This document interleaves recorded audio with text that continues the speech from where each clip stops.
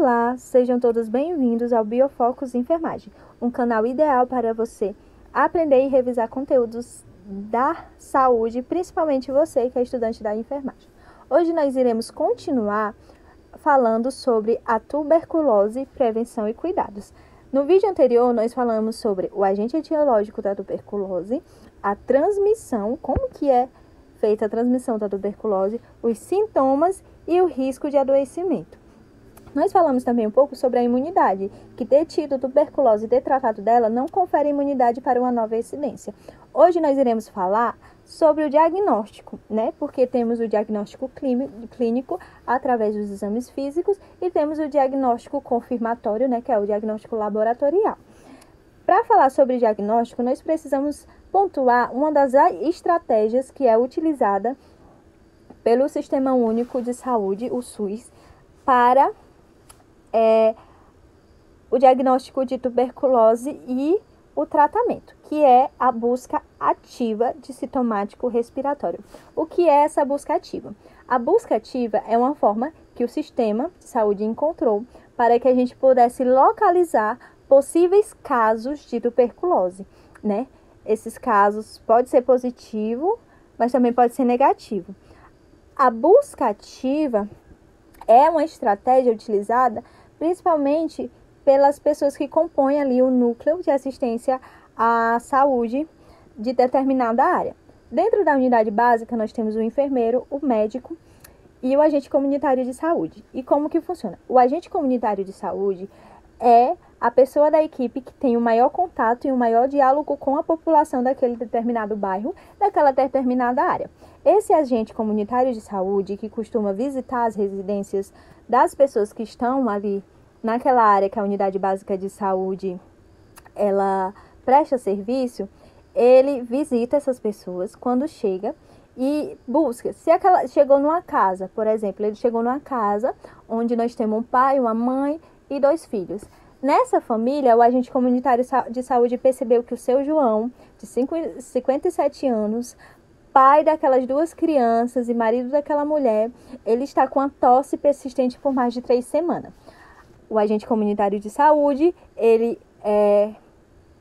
acaba aqui indicando para que o seu João vá até a unidade básica de saúde, ele faz essa ponte para que o seu João chegue à unidade básica de saúde e seja atendido para analisar ali, buscar saber qual é a possível causa daquela tosse persistente, que nós chamamos de busca ativa de sintomático respiratório. Sintomático respiratório é aquela pessoa que está com a tosse por mais de 3 semanas. Então, seu João é um sintomático respiratório. E o agente comunitário, através da busca ativa de visitar a casa do seu João, de conhecer a família dele, descobre que ele é um sintomático respiratório. Então, essa é a busca ativa de sintomático respiratório para a tuberculose.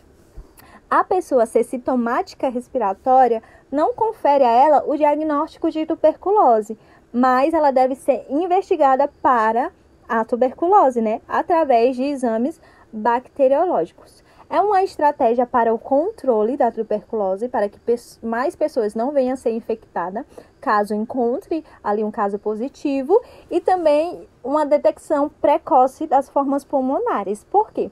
Assim como as outras doenças, a tuberculose, quando não tratada, ela pode se agravar.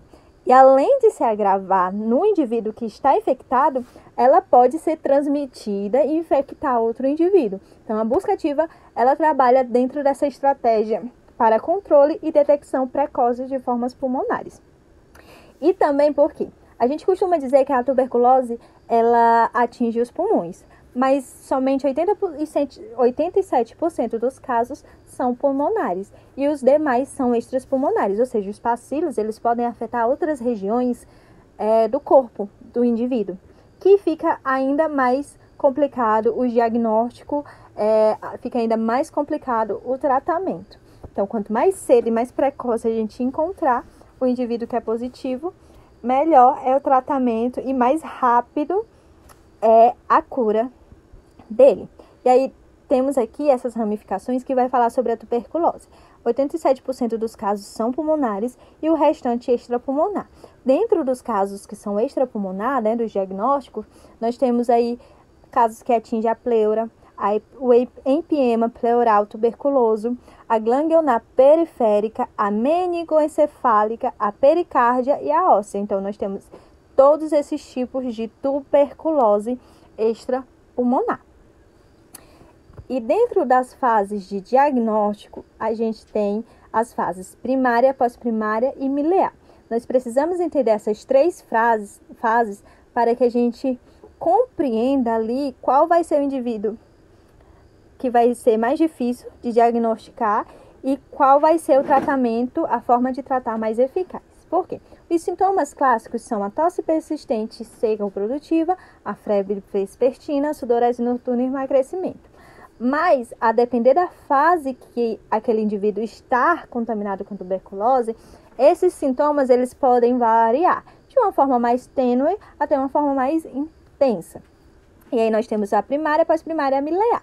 No diagnóstico clínico da primária, nós vamos ver que afeta mais as crianças e ela se apresenta de uma forma primária às crianças. E aí vai do primeiro contato do indivíduo com o bacilo. Então, o indivíduo foi recentemente contaminado. Ele vai apresentar uma sintomologia de irritadício, com febre baixa, sudorese noturna e inapetência. Esses sintomas, eles acabam que sendo inexpressivo ao exame físico, principalmente por quê? Porque nem sempre existe a presença da tosse ali naquele indivíduo que teve o primeiro contato. E aí, após a fase primária, o início, né, da infecção, acontece então a fase pós-primária, que ela pode ocorrer em qualquer idade, mas ela é mais comum no adolescente e no adulto jovem, que vai ter como característica principal a tosse seca ou produtiva. E em locais com elevadas taxas de incidência de TB, toda pessoa que procura a unidade básica de saúde, ela é direcionada na investigação diagnóstica. Resumindo, a pessoa chegou no posto de saúde para uma consulta com a equipe de enfermagem, relatando que está com a tosse prolongada, a equipe imediatamente vai incluir nela numa investigação diagnóstica mais ampla, porque ela está incluída num local que tem altas incidências. Lembra que no vídeo anterior eu falei sobre os dados epidemiológicos e as notificações compulsórias? Justamente por isso. Porque o que acontece? Em determinada área, o enfermeiro recebeu um paciente relatando tosse produtiva por 3 semanas. E aí esse enfermeiro percebeu que essa pessoa ela vive próximo de outras pessoas que têm tuberculose. Então já acende o sinal de alerta naquele enfermeiro e ele já inclui no diagnóstico, né, laboratorial, na busca, na investigação diagnóstica laboratorial para tuberculose. Que aí, se der positivo, inicia o tratamento imediatamente. E se der negativo, que bom, que o paciente não está com tuberculose e aí a tosse vai ser investigada para outros casos. Nós vamos ter, dentro da pós-primária, né, uma tosse produtiva, que normalmente a expectoração pode ser purulenta, mucoide, com ou sem o sangue.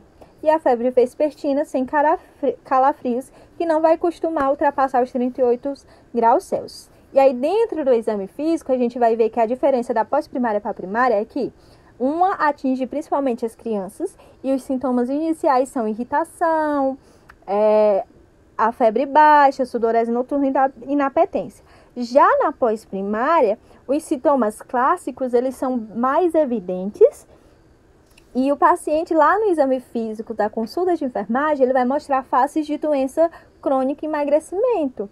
Mesmo ele estando em bom estado geral, né, possa ser que ele tenha a tuberculose pulmonar. Então, a gente tem que sempre ficar em alerta nisso.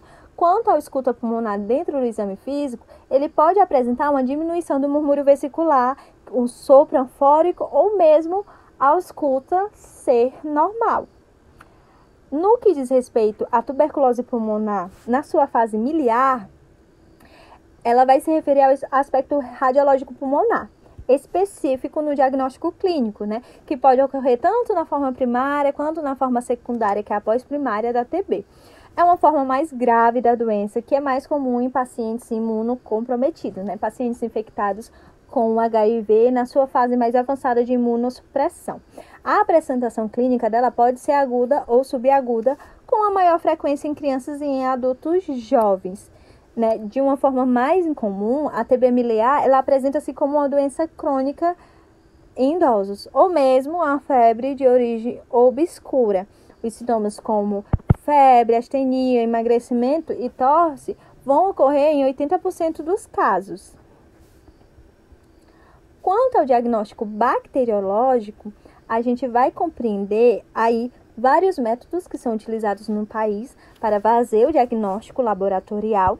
E aí eu vou deixar para o próximo vídeo, então vocês já podem acessar aqui esse vídeo. Muito obrigada, deixe um like no vídeo, se inscreva no canal e eu vejo vocês no próximo vídeo.